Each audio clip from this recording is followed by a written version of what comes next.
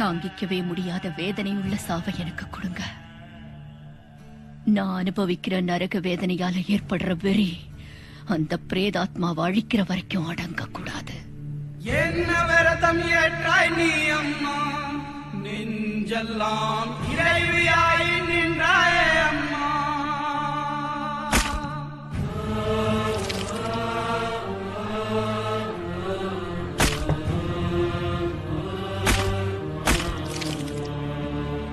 தியாகமங்கை நீ அம்மா, தீமையை முந்தானையில் முடித்தாயம்மா.